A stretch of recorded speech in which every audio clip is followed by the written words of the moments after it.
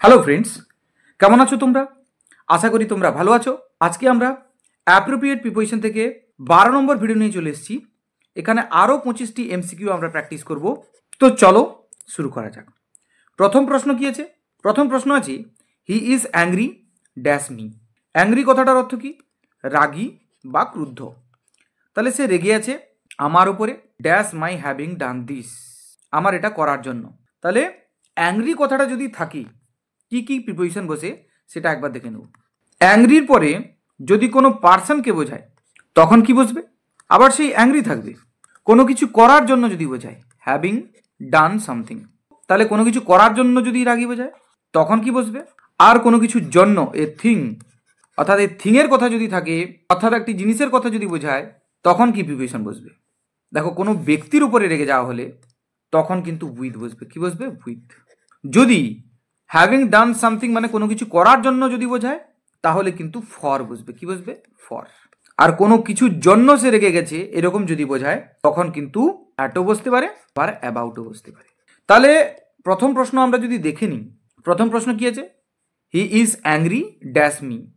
সে আমার উপরে রেগে আছে, তাহলে কোনো পার্সনের উপরে রেগে আছে। পার্সন বোঝাচ্ছে মানে, তার মানে এখানে হবে with. He is angry with me dash my having done this, আমার এটা করার জন্য। এই যে হ্যাভিং ডান সামথিং, এটা যখন বোঝাবে কোনো কিছুর জন্য তখন ফর হবে। তাহলে এখানে প্রথমে উইথ, তারপরে ফর। অপশান সিতে আছে, অপশান বিতে আছে উইথ আর ফর।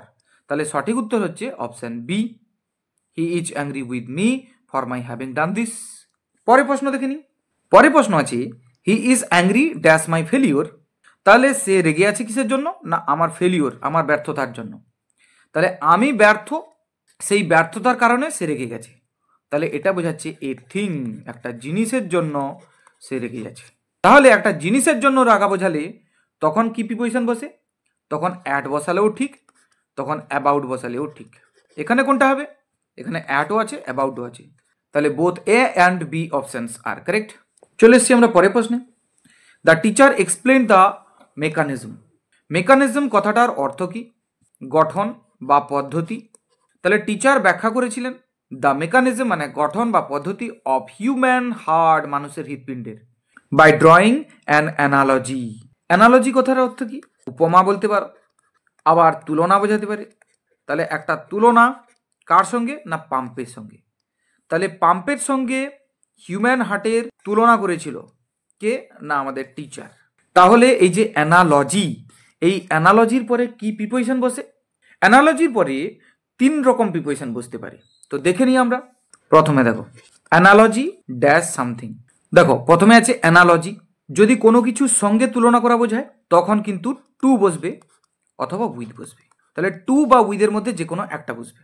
কিন্তু সেই তুলনা যখন দুটো জিনিসের সঙ্গে করবে তখন বিটুইন বসবে। আর অ্যানালগাস কথাটা যদি থাকে তখন কিন্তু তারপরে সর্বদা উইথ প্রিপোজিশন বসবে।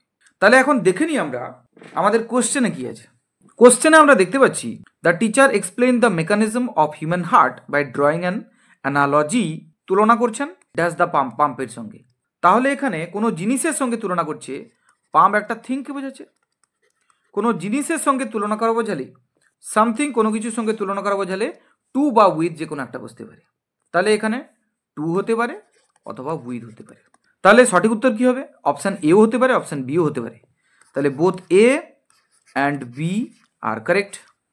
কিন্তু পরেরটা যদি দেখি, দ্য স্টুডেন্ট ড্রিউ, ছাত্রটি এঁকেছিল an analogy dash human heart, human হার্টের অ্যান্ড এ পাম্প। এখানে অ্যানালজি মানে কি? তুলনা বা সাদৃশ্য এঁকেছিল হিউম্যান হার্টের মধ্যে অ্যান্ড এ পাম্প, একটা পাম্পের মধ্যে। হিউম্যান হার্ট একটা জিনিস আর এ পাম্প আর একটা জিনিস। তাহলে দুটো জিনিসের মধ্যে তুলনা বোঝাচ্ছে। তার মানে দুটো জিনিসের মধ্যে তুলনা বোঝালে কি হবে? জাস্ট একটু আগে আমরা যেটা দেখলাম, এই যে দুটো জিনিসের সঙ্গে তুলনা করা বোঝালে বিটুইন বসবে। তাহলে এখানে কি বসবে? তাহলে অ্যানালজি বিটুইন। তাহলে সঠিক উত্তর কি হবে? সঠিক উত্তর হবে বিটুইন, যেটা অপশানে নেই। এখানে বিনীতের পরিবর্তে তাহলে কি হবে? বিটুইন। বিটুইন অপশানটাই নেই, তাহলে এখানে বিটুইন হবে। পরেরটা দেখো, the mechanism of the nervous system of the body is a way analogous. Analogous কথাটা যদি থাকে তাহলে সর্বদা তারপরে কি বসে? উইথ বসে। অ্যানালগাস কথাটা যদি থাকে তাহলে কি বসবে? উইথ বসবে। তাহলে সঠিক উত্তর কি হবে? Option B. He was annoyed dash me dash my going there. এখন অ্যানয়েড কথাটা যদি থাকে তাহলে অ্যানয়েডের পরে কি প্রিপোজিশন বসবে? অ্যানয়েডের পরে 3 রকম প্রিপোজিশন বসে। কি কি প্রিপোজিশন বসে দেখে নিই একটু। দেখো, অ্যানয়েড কথাটা অর্থ কি? না বিরক্ত হওয়া। তাহলে হি ওয়াজ অ্যানয়েড, তাহলে সে ছিল বিরক্ত ড্যাশ মি, আমার উপরে। এখানে মিটা কি? পার্সন। যদি কোনো পার্সন বোঝায়, তাহলে যদি কোনো পার্সন বা ব্যক্তির ওপরে বিরক্ত বোঝায় তখন তারপরে উইথ প্রিপোজিশন বসবে। কি বসবে? উইথ। কিন্তু ওই বিরক্তটা কোনো কিছু করার জন্য যদি বোঝায়, ডুইং সামথিং, তখন কিন্তু ফর, অ্যানয়েডের পরে কি বসবে? ফর। আবার কোনো জিনিসের জন্য যদি বিরক্ত বোঝায় তখন কিন্তু অ্যাট। কি প্রিপোজিশন বসবে? অ্যাট প্রিপোজিশন বসবে। এখন কোশ্চেনে যদি দেখি হি was annoyed dash me, me আছে, মি কি? না মি একটা পার্সন। তাহলে কোনো ব্যক্তির উপরে বিরক্ত বোঝালে তখন কি হবে? উইথ প্রিপোজিশন বসবে। তাহলে অ্যানয়েডের উপরে এখানে with. Dash my going there, সে ছিল বিরক্ত আমার উপরে, আমার সেখানে যাওয়ার জন্য। তাহলে ডুইং সামথিং, কোনো কিছু করার জন্য যখন বিরক্ত বোঝাচ্ছে তখন কি বসবে? না ফর প্রিপোজিশন বসবে। তাহলে সঠিক উত্তর কি হবে? না ফর। তাহলে উইথ আর ফর, উইথ আর ফর আছে অপশন বিতে, তাহলে সঠিক উত্তর হবে অপশন বি। বুঝতে পারলাম কিনা? চলে যাবো আমরা পরের প্রশ্নে। হি was annoyed dash my conduct, সে বিরক্ত আমার এই আচরণের জন্য। তাহলে মাই কন্ডাক্টটা বোঝাচ্ছে এ থিং। তাহলে একটা জিনিসের জন্য বা কোনো কিছু জিনিসের জন্য যখন বিরক্ত বোঝাবে তখন কি হবে? না আগের কোশ্চেনে আমরা দেখেছি যে কোনো কিছুর জন্য বিরক্ত হলে তখন অ্যাট প্রিপোজিশন বসবে। তাহলে সঠিক উত্তর এখানে কি হবে? না সঠিক উত্তর হবে অ্যাট। তাহলে অপশান সি হবে সঠিক উত্তর। পরের প্রশ্ন কি আছে? Answer dash the roll call. কলটা এখানেই লিখে দিই, answer dash the roll call. এখন রোল কল কথার অর্থ কি? রোল কল কথা হচ্ছে নাম ডাকা, যেটা। অ্যান্সার, অ্যান্সার কথার অর্থ কি? অ্যান্সার কথার অর্থ হচ্ছে রিপ্লাই, রিপ্লাই করো বা রেসপন্ড করো। নাম যে ডাকা হচ্ছে সেটাতে রিপ্লাই করো বা রেসপন্ড করো, এরকম বলা হচ্ছে। তো অ্যান্সারের অর্থ যখন রিপ্লাই বোঝাবে, কি বোঝাবে? রিপ্লাই বা রেসপন্ড, তখন অ্যান্সারের পরে টু প্রিপোজিশন বসবে। কি বসবে? টু। তাহলে এখানে সঠিক উত্তর কি হবে? টু। তাহলে অপশান ডি হবে correct answer, answer to the roll call. কিন্তু পরের প্রশ্নে আমরা কি দেখতে পাচ্ছি? This place answers the description given in the book. এই প্লেসটা, এই জায়গাটা মিলে যাচ্ছে দ্য ডেসক্রিপশন মানে বর্ণনা। কোন বর্ণনা? না গিভেন ইন দ্য বুক, অর্থাৎ বইয়ে যে বর্ণনা দেওয়া ছিল সেই বর্ণনার সঙ্গে মিলে যাচ্ছে। তাহলে এখানে অ্যান্সারের অর্থ কি? মিলে যাওয়া। অর্থাৎ ইংরেজিতে বললে কি হবে? Agree with. তাহলে যখন অ্যান্সারের অর্থ মিলে যাওয়া বা এগ্রি উইথ, তখনও কিন্তু তারপরে টু প্রিপোজিশন বসে। তাহলে এখানে সঠিক উত্তর হচ্ছে অপশান ডি। আবার এইখানে আমরা আরেকটা জিনিস জেনে রাখবো, অ্যান্সারের অর্থ যখন কৈফিয়ত দেওয়া বোঝায়, কি বোঝাবে? কৈফিয়ত দেওয়া, অর্থাৎ এক্সপ্লেইন, ব্যাখ্যা করা বা কৈফিয়ত দেওয়া বোঝাবে, তখন কিন্তু অ্যান্সারের পরে ফর প্রিপোজিশন বসাবো। কি বসাবো? For preposition. যেরকম একটা বাক্য দেখে নেওয়া যাক। ধরো আমি একটা বাক্য লিখলাম, you must answer dash your conduct. তোমার এই আচরণের জন্য তোমাকে অবশ্যই কৈফিয়ত দিতে হবে, এক্সপ্লেন করতে হবে। তাহলে এখানে অ্যান্সারের অর্থ যেহেতু এক্সপ্লেন বা কৈফিয়ত দেওয়া বোঝাচ্ছে, সেই কারণে অ্যান্সারের পরে এখানে ফর প্রিপোজিশন বসবে। কি বসবে? ফর। তাহলে you must answer for your conduct. পরের কোশ্চেনে দেখতে পাচ্ছি the answer dash the question is very simple. অর্থাৎ এই প্রশ্নের উত্তর খুবই সোজা। যখন অর্থ প্রকাশ করছে উত্তর, তখনও কিন্তু টু প্রিপোজিশন বসবে অ্যান্সারের পরে। তাহলে এখানে the answer to the question is very simple. তাহলে এখানে সঠিক উত্তর হচ্ছে অপশান ডি। আবার পরে কোশ্চেনে অ্যান্সার আছে, I said this in answer dash this query. এখানে অর্থ প্রকাশ করছে উত্তরে। কোয়ারি মানে কি? অনুসন্ধান বা প্রশ্ন। তাহলে এই প্রশ্নের বা এই অনুসন্ধানের উত্তরে, তাহলে আমি অনুসন্ধান বা এই প্রশ্নের উত্তরে এটা বলেছিলাম। তাহলে যখন এরকম বোঝাচ্ছে অ্যান্সার কথার অর্থ উত্তরে, তখনও তারপরে আমরা টু প্রিপোজিশন বসাবো। আমরা কি করে বুঝবো যে উত্তরে অর্থ প্রকাশ করবে? না ইন, অ্যান্সারের আগে ইন কথাটা থাকবে। ইন অ্যান্সার, তখন তারপরে টু বসাবো, ইন অ্যান্সার টু। আবার পরীক্ষা এরকমও থাকতে পারে, অ্যান্সার কথাটা থাকলো, টুও থাকলো, তার আগে শূন্যস্থান এরকম থাকলো, তখন তোমাকে ইন বসাতে হবে, তাহলে ইন অ্যান্সার টু। তাহলে এখানে সঠিক উত্তর কি হবে? To, option D. Next question আছে, you are answerable dash the teacher. অ্যান্সারেবলের এখানে অর্থ কি প্রকাশ করছে? কৈফিয়ত দিতে বাধ্য বা তুমি দায়ী। টু দ্য টিচার, টিচারের কাছে, তাহলে তুমি দায়ী বা তুমি বাধ্য টিচারের কাছে কৈফিয়ত দিতে ড্যাশ ইয়োর কন্ডাক্ট, তোমার এই আচরণের জন্য। যখন অ্যান্সারেবল কথাটা থাকবে তখন কি প্রিপোজিশন বসবে? যদি অ্যান্সারেবল কথাটা থাকে তার অর্থ হচ্ছে দায়ী বা কৈফিয়ত দিতে বাধ্য। যদি কারো কাছে কৈফিয়ত দিতে বাধ্য এরকম বোঝায়, সামবডি, কোনো লোকের কাছে, এখানে টিচার আছে, তাহলে টিচারের কাছে এখানে কৈফিয়ত দিতে বাধ্য, তখন টু প্রিপোজিশন বসে। কি বসবে? টু। কোনো কিছুর জন্য যখন কৈফিয়ত দিতে বাধ্য এরকম অর্থ প্রকাশ করছে তখন ফর প্রিপোজিশন বসবে। কি বসবে? ফর। তাহলে you are answerable to the teacher for your conduct, তোমার এই আচরণের জন্য। তাহলে সঠিক উত্তর কি হবে? টু আর ফর, অপশন এতে আছে। পরের প্রশ্ন আছে, happenings antecedent dash is disappearance are being examined. Happenings কথাটার অর্থ কি? না ঘটনার। তো ঘটনার অ্যান্টিসিডেন্ট কথাটার অর্থ কি? না পূর্ববর্তী। ড্যাশ ইজ ডিসঅ্যাপিয়ারেন্স, ডিসঅ্যাপিয়ারেন্স কথাটার অর্থ কি? অন্তর্ধান। আর বিং এক্সামিন্ড মানে হচ্ছে পরীক্ষা করা হচ্ছে। অ্যান্টিসিডেন্ট এখানে কি হিসেবে ব্যবহার করা হচ্ছে? অ্যান্টিসিডেন্টকে এখানে অ্যাডজেক্টিভ হিসেবে ব্যবহার করা হচ্ছে। যখন অ্যান্টিসিডেন্টকে অ্যাডজেক্টিভ হিসেবে ব্যবহার করা হয় তখন তারপরে সর্বদা টু প্রিপোজিশন বসে। কি বসে? To preposition. তাহলে এখানে সঠিক উত্তর হচ্ছে অপশন বি। কিন্তু আমরা পরের প্রশ্নে যখন দেখে নেব, অ্যান্টিসিডেন্টস, দ্য অ্যান্টিসিডেন্টস মানে এখানে পূর্ব পরিচয়। সাবজেক্ট হিসেবে ব্যবহৃত হয়েছে, যে সাবজেক্ট হিসেবে বসে সে নাউন বা প্রোনাউন।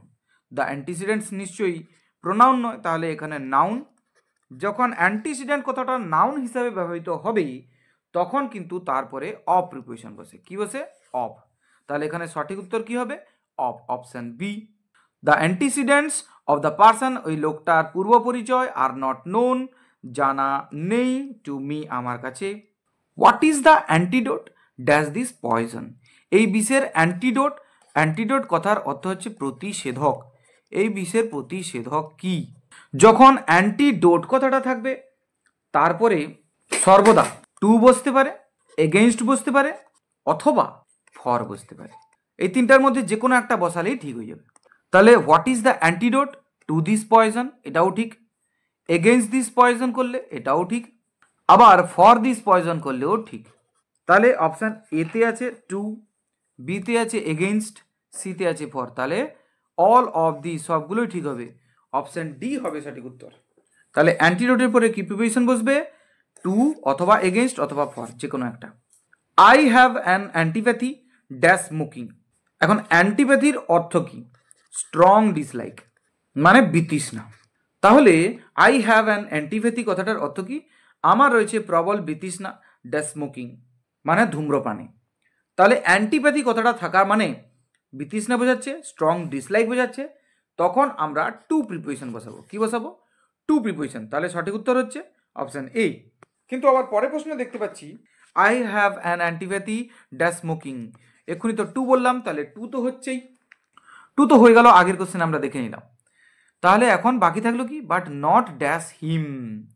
যদি এরকম পার্সন থাকে তাহলে অ্যান্টিপ্যাথি কথার অর্থ কি? না স্ট্রং ডিসলাইক মানে বিতৃষ্ণা। বলছে আমার রয়েছে বিতৃষ্ণা কার প্রতি? না ধূম্রপানের প্রতি, তখন টু বসছে, কোনো অসুবিধা নেই। বলছে বাট নট ড্যাশ হিম, কিন্তু তার বিরুদ্ধে নয়। তাহলে যখন কোনো পার্সন, অর্থাৎ যখন কোনো পার্সনের কথা বলা হচ্ছে, কোনো ব্যক্তির কথা বলা হচ্ছে, তখন কিন্তু আমরা এগেইনস্টও বসাতে পারি, আবার টুও বসাতে পারি। তাহলে এখানে সঠিক উত্তর এগেইনস্টও হতে পারে, আবার টুও হতে পারে। অর্থাৎ আমরা এইখানে শূন্যস্থান পূরণ করলে অপশান এও হতে পারে, বিও হতে পারে, কিন্তু প্রথম যে শূন্যস্থানটা যেটা আছে সেটা যদি থাকে সেখানে অবশ্যই টু বসাবো।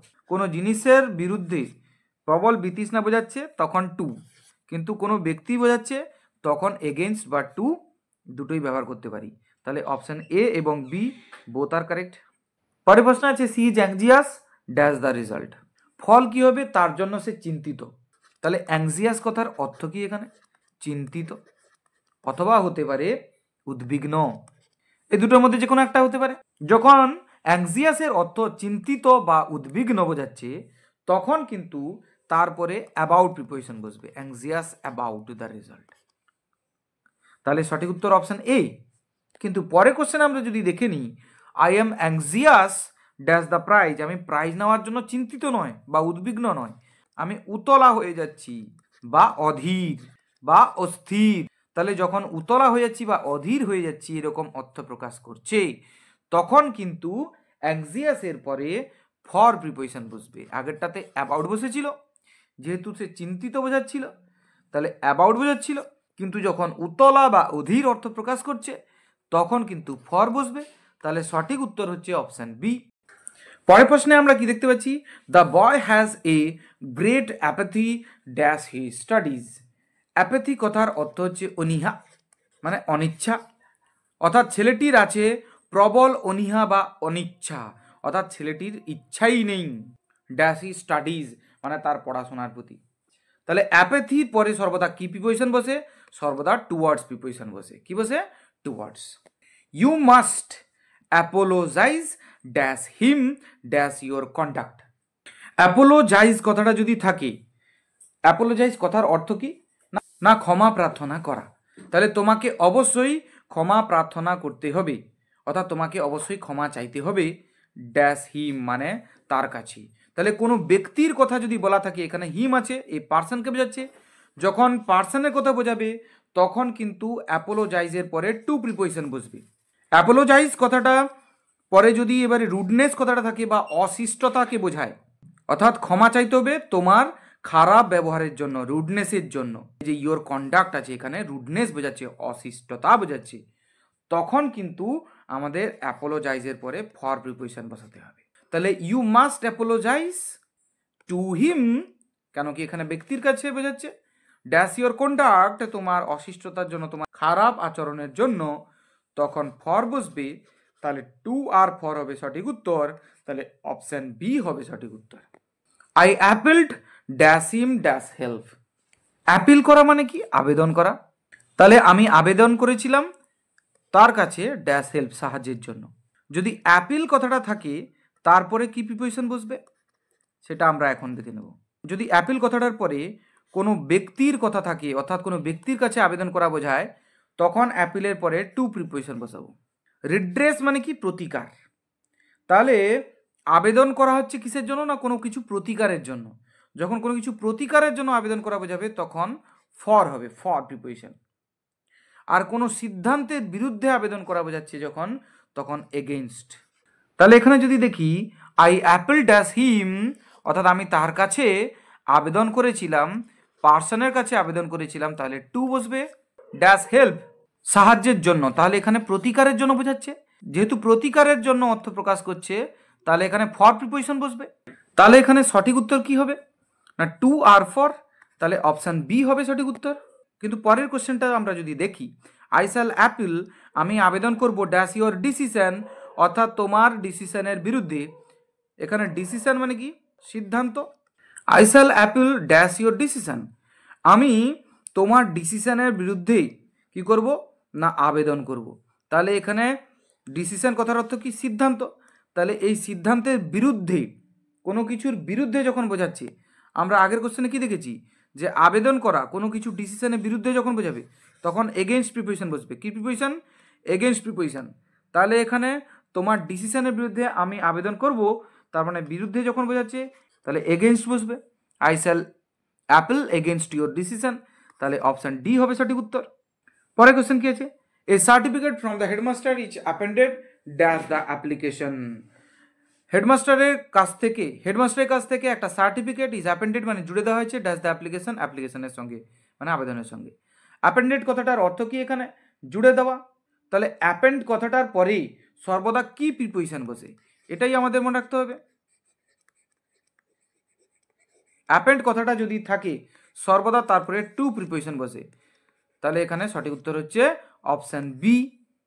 আজকের ভিডিওর লাস্ট প্রশ্ন, please look at the appendix. Appendix কথাটার অর্থ কি? অ্যাপেন্ডিক্সের অর্থ অতিরিক্ত সংযোজিত অংশ। তাহলে please look at the appendix মানে পরিশিষ্ট বা অতিরিক্ত সংযোজিত অংশের দিকে দেখো। ডাজ দ্য মেইন চ্যাপ্টার মানে মূল অধ্যায়ের। তাহলে অ্যাপেন্ডিক্স কথাটা যদি থাকে তারপরে কি প্রিপোজিশন বসবে, এটাই আমাদের মনে রাখতে হবে। অ্যাপেন্ডিক্স কথাটা যদি থাকে সর্বদা তারপরে টু প্রিপোজিশন বসে, তাহলে সঠিক উত্তর হচ্ছে টু, মানে অপশন বি হবে সঠিক উত্তর। তাহলে আরও 25টি কোশ্চেন আমরা প্র্যাকটিস করলাম অ্যাপ্রোপ্রিয়েট প্রিপোজিশন থেকে।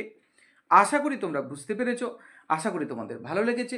যদি ভালো লেগে থাকে তাহলে ভিডিওকে অবশ্যই লাইক করো, কমেন্ট করে জানাও কেমন লাগলো, বন্ধুদের মধ্যে শেয়ার করো, আর অবশ্যই সাবস্ক্রাইব করো। Thank you very much.